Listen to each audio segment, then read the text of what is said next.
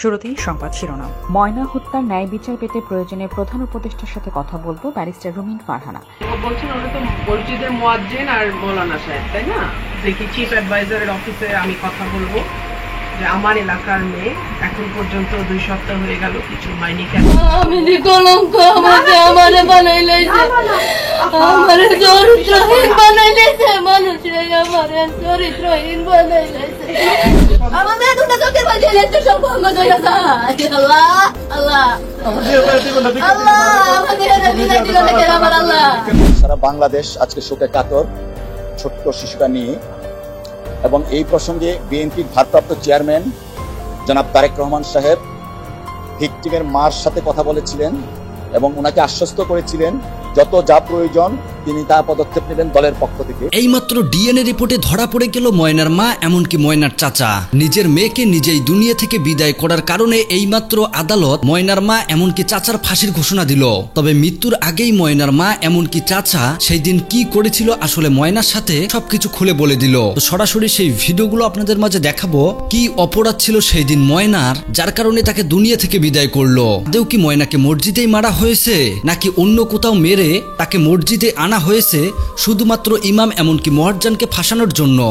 তাছাড়াও বন্ধুরা, অন্যদিকে ময়নার বাবা কেঁদে কেঁদে কি তথ্য প্রকাশ করলো, চলুন আমরা বাড়তি কথা না বলে আগে সরাসরি ভিডিওতে চলে যাই। আমি কলঙ্ক আমারে বানাইলাইছে, আমারে চরিত্রহীন বানাইলাইছে, মানুষে আমারে চরিত্রহীন বানাইলাইছে।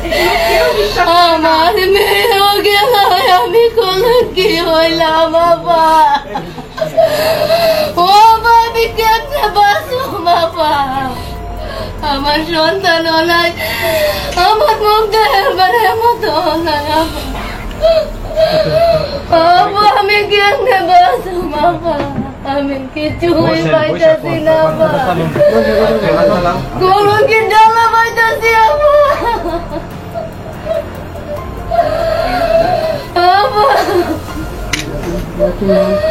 আমার সারা বিশ্বে গলুকে নিয়ে কেউ বিশ্বাস করতেছে না, কেউ বিশ্বাস করতেছে না।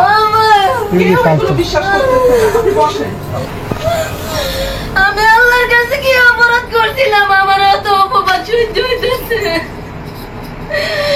অপবাদ সহ্য করতে হলো। আমি আল্লাহর কাছে কই, আল্লাহ তুমি অপরাধীরা বাইর করো আল্লাহ, যে কোনো মাধ্যমে যে কোনো উসিলা আল্লাহ তুমি বাইর করে দাও।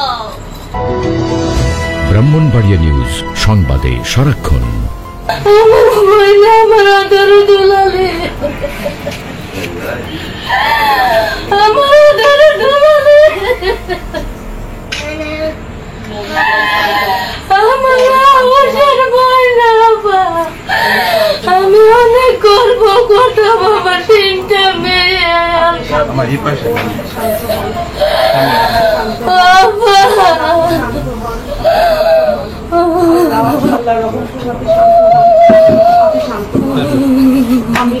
আমি দেখি আমার সর্বোচ্চ যেটা আমি কলঙ্ক আমারে বানাইলাইছে, আমারে চরিত্রহীন বানাইলাইছে, মানুষে আমারে চরিত্রহীন বানাইলাইছে।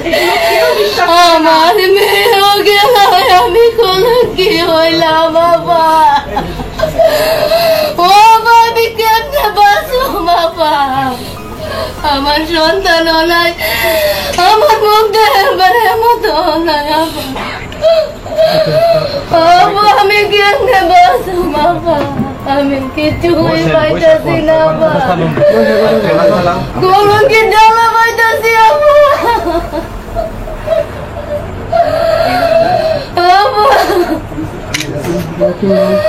আমার সারা বিশ্বে গলুকে নিয়ে কেউ বিশ্বাস করতেছে না, কেউ বিশ্বাস করতেছে না, কেউ বিশ্বাস করতেছে না। বসেন,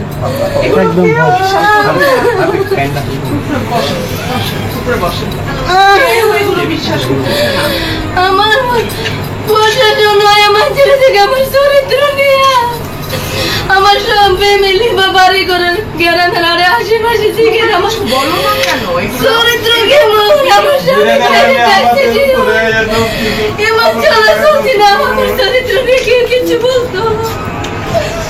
তারপর আমার কত বড় কলঙ্ক, কোনটা আমি সামালো? আমার মেয়ের দুঃখ না চরিত্র, কত নিয়ে আমি বাস্তবিক করতাম। আমি আল্লাহর কাছে কি অপরাধ করছিলাম? আমার এত অপবাদ সহ্য হইতেছে, অপবাদ সহ্য করতে হলো।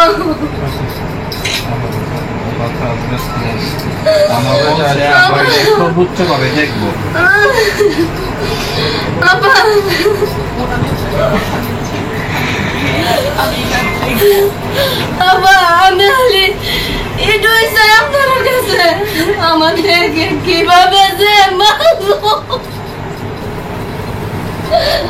ওই সব আমার মেয়েরা কি করছে, আমার যে কত বিশ্রানি বিশ্রাইছে রে আল্লাহ, কত যে ডাকছে আমার মেয়েটা, কত যে কষ্ট করে মরণটা হয়েছে রে আল্লাহ। আমি মা হয়ে আমার দিদারে বাঁচাইতে পারলাম না।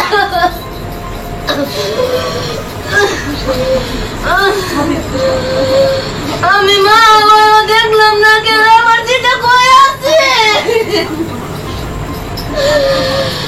আমার মেয়ে হত্যাকারীকে এটা আপনারা বিশ্রাইয়া, সত্যিকারের যে আপনারা বিশ্রাইয়া বার করুন।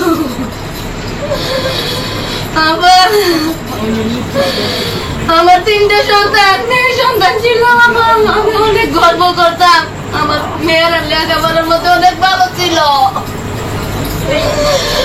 অনেক ভালো ছিল আমার মেয়েরা। আমার একটা ছেলে, ছেলে অনেক গর্ব করতাম, অনেক স্মার্ট ছিল আমার মেয়েটি।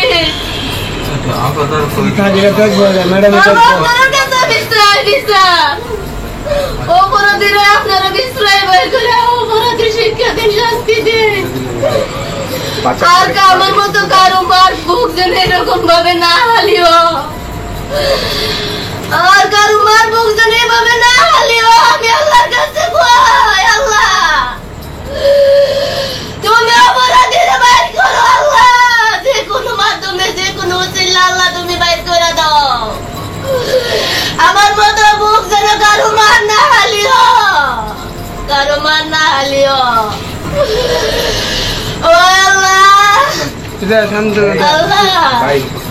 শুরুতেই সংবাদ শিরোনাম। ময়না হত্যার ন্যায় বিচার পেতে প্রয়োজনে প্রধান উপদেষ্টার সাথে কথা বলবো, ব্যারিস্টার রুমিন ফারহানা। বলছেন ওরা তো মসজিদের মুয়াজ্জিন আর মৌলানা সাহেব, তাই না? দেখি চিফ অ্যাডভাইজারের অফিসে আমি কথা বলবো যে আমার এলাকার মেয়ে এখন পর্যন্ত 2 সপ্তাহ হয়ে গেল, কিছু হয়নি কেন, একটু দেখার জন্য আমি চিফ অ্যাডভাইজারের অফিসে কথা বলবো। হতাশ হবেন না। কত যে ডাকছে আমার মেয়েটা, কত যে কষ্ট করে মরণটা হয়েছে রে আল্লাহ। আমি মা হয়ে আমার দিদারে বাঁচাইতে পারলাম না। আমার মেয়ে হত্যাকারীকে এটা আপনারা বিশ্রাইয়া, সত্যিকারের যে আপনারা বিশ্রাইয়া বার করুন। তুমি অপরাধীরা বাইর করো আল্লাহ, যে কোনো মাধ্যমে, যে কোনো উসিলা আল্লাহ তুমি বাইর করে দাও। আমার মতো বুক যেন কারো মার না হালিও। ব্রাহ্মণবাড়িয়া নিউজ, সংবাদে সারাক্ষণ। ময়না হত্যা ন্যায় বিচার পেতে প্রয়োজনে প্রধান উপদেষ্টার সাথে কথা বলবো জানিয়েছেন বিএনপির সহ আন্তর্জাতিক বিষয়ক সম্পাদক ব্যারিস্টার রুমিন ফারহানা। বৃহস্পতিবার 17 জুলাই সন্ধ্যায় সরাইল উপজেলার শাহবাজপুরে নিহত ময়নার পরিবারের সাথে দেখা করে ময়নার মা বাবার সাথে এই কথা বলেন। তিনি বলেন, এই হত্যাকাণ্ডের যেন সঠিক তদন্তের মাধ্যমে ন্যায় বিচার করা হয়, আমি সেই ব্যবস্থা নিতে প্রয়োজনীয়। লাকিয়ে আছি, কিন্তু ময়নার বাবাকে জানি বলছে, মনের বাবা তো বললো, বলে মা আমি আসবো, আসে তো আর আমি তোরে পাইলাম না। এই যে ময়নার রক্ত বর্তমানে মসজিদ আছে, এই যে ময়নার এখানে রক্ত, এই যে মুয়াজ্জিনের থাকার রুমটা কোথায়? টাকার রুমটা পেলির দিকে। আচ্ছা, তাহলে এদিকে আসেন, আপনি যান, আসেন, যান, আমরা একটু মুয়াজ্জিনের রুমটা দেখি। মুয়াজ্জিনের যে থাকার রুমটা, জি জি, আমরা এদিক দিয়ে মুয়াজ্জিনের থাকার রুমটা দেখলাম যে ময়নার ঘটনায় যে হত্যাকাণ্ড, মসজিদের ইমাম এবং মুয়াজ্জিন কিন্তু রিমান্ডে আছে। এটা হচ্ছে তাদের থাকার রুম না? জি জি জি। একটু লাইটটা জ্বালাই দিন।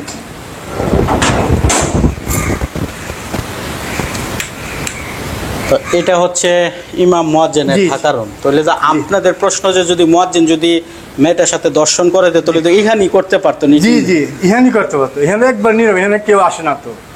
মানে হ্যাঁ, যদি দর্শন করতো ইমাম মুয়াজ্জিন তাহলে কিন্তু এখানেই কিন্তু উপরে এই যে দেখতে পারতেছেন এই গেটটা। আচ্ছা, আপনার ধারণা যে লাস্টটা কোন গেট দেওয়া হয়তো বা ফজর ওয়াক্ত ঢুকাইতে পারে, এই গেটটা কি খোলা থাকে? জি, ফজর তো এই গেটটা খোলা থাকে, ওই গেটটা খোলা। আচ্ছা, তাহলে আগে আমরা এই গেটটা দেখি, এই গেটটা একটু আসেন আপনাকে নিয়ে।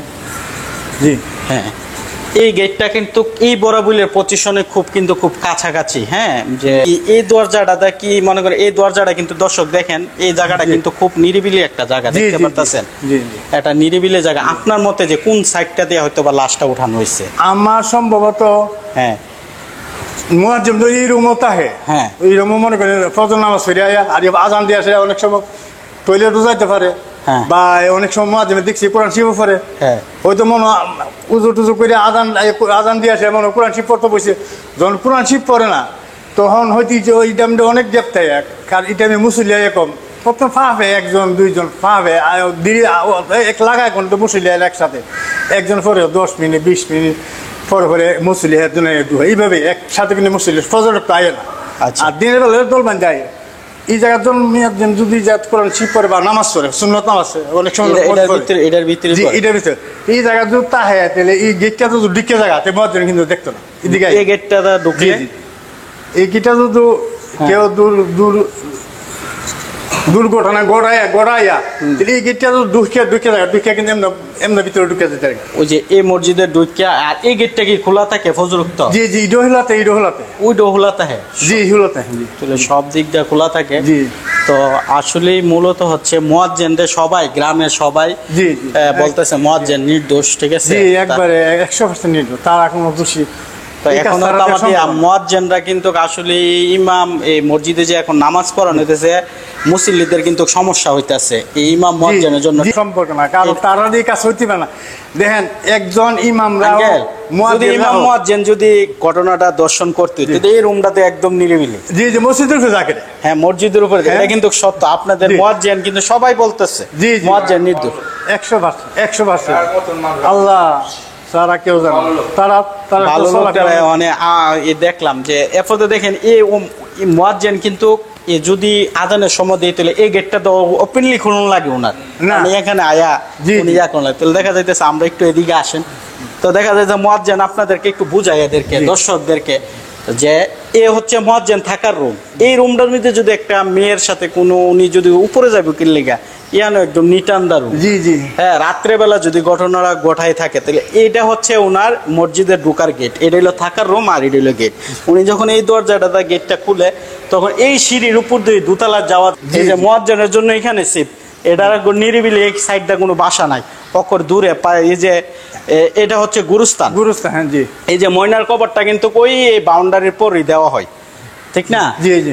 তবে আপনাদের বক্তব্য কি একটু? জি, মুয়াজ্জিন যদি দর্শন করে যে এখানে তো আপনার এই রুম হালি, এই রুমও তো কেউ জানা, মুসল্লিতে এই রুমও জানা, এই রুম তো হালি তালা দিয়া তালা দিয়া উপরে যাবো, মানুষ তো বিচার না বলে মুয়াজ্জিন কি করে হাইতেছে না বইতে না কি করে না, আমরা তো না ইও নাই।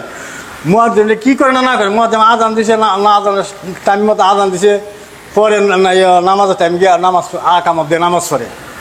জি, তার এই রুমও তো কোনো মুসল্লি যান, যে হালি মুসল্লি তো জানা। তে মুয়াজ্জিন যদি কই দোষী হইতে দিহালি তো দুষ্কৃত দোষের কাম করতে, তাই উপরে নেই লিগা।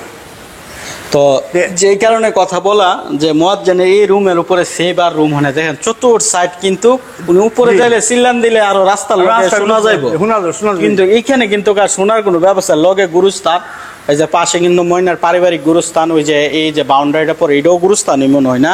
হ্যাঁ, ওই যে এটাও কিন্তু গুরুস্থান। হ্যাঁ, তো দেখতে পাচ্ছেন সকল মুসল্লির দাবি হচ্ছে উনি নিরপরাধ। উনি কি ওই দিন ছিল ঘটনার সময়? মুয়াজ্জিন ছিল, মুয়াজ্জিন ছিল, জি মুয়াজ্জিন, ইমাম আসিল না। ইমাম আসে মাগরিব পড়াছে, ইমাম মাগরিবের নামাজ পড়াইছে, শনিবারে তো এসে শনিবার ইমাম মাগরিবের নামাজ পড়াইছে। আর মেয়েটা নিউজ হয়েছে 3টা-4টার দিক, সম্ভব 3:30টার দিকটা মেয়েটা নিউজ হয়েছে। এটা তো কল্পনার বাইরে। এটা অনেক ব্যাপার দূরে। আচ্ছা, আপনি কি চান এখন এই মুহূর্তে?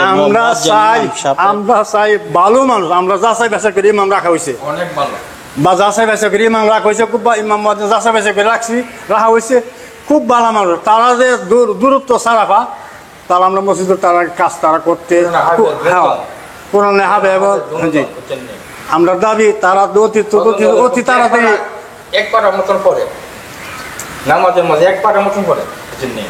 অতি তাড়াতাড়ি মসজিদে তারা ডিউটি করে আইলে আমরা দাবি। আর দোষী যারা তারা যে কাম করছে এই হত্যাকাণ্ড, যে তারা যে কাম যে করছে এবং শাস্তি হোক, সারা বিশ্বে দেখছে দুর্ঘটনা, বিশ্বে সন্তুষ্ট। বন্ধুরা, এতক্ষণ থেকে পুরো ভিডিওতে দেখতেই পেলেন ময়নাকে নিয়ে কি তত্ত্ব সামনে আসলো। একের পর এক ময়নাকে নিয়ে নতুন নতুন তত্ত্ব আসতেছে। অনেকেই ময়নার মাকে সন্দেহ করতেছে যে যেহেতু তার বাবা 20 বছর প্রবাসে ছিল, তার মা অন্য পুরুষের সাথে শারীরিক সম্পর্ক করে। তবে সবাই এইটা প্রকাশ্যে না বললেই এইটা বোঝা যায়। আর এই ঘটনাই ময়নার সাথে ঘটেছে, যার কারণেই ময়নাকে দুনিয়া থেকে বিদায় করে। তবে ইতিমধ্যে ময়নার মা এমনকি ময়নার চাচা রিমান্ডে রয়েছে। তবে তাদের ডিএনএ নাকি টেস্ট করা চলতেছে। সবচেয়ে বড় অপরাধ কাজটা যেটা করেছে, ময়নাকে মেরে মসজিদে রেখেছে। মানে বিষয়টা ভাবতে পারছেন? অন্য জায়গায় ময়নাকে মেরে মসজিদে এনে মসজিদের ইমাম মোহাজ্জানকে ফাঁসানোর চেষ্টা। তো যাই হোক বন্ধুরা, আমি আর বেশি কিছু বললাম না। পুরো ভিডিও দেখে আপনাদের মূল্যবান মতামত জানাবেন। আল্লাহ হাফেজ।